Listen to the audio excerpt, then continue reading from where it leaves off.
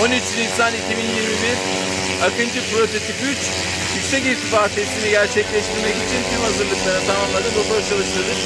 Birazdan da pist başına gidip kalkacağız.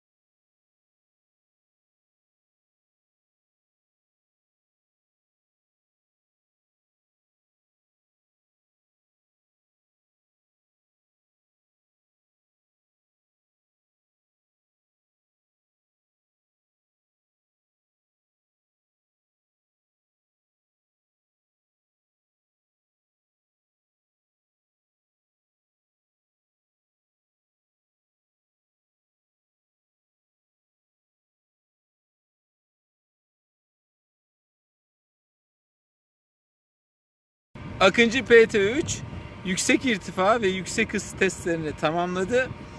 Az önce de pas geçmeli iniş denemelerini tamamladı ve son inişini yapıp hangara döndü.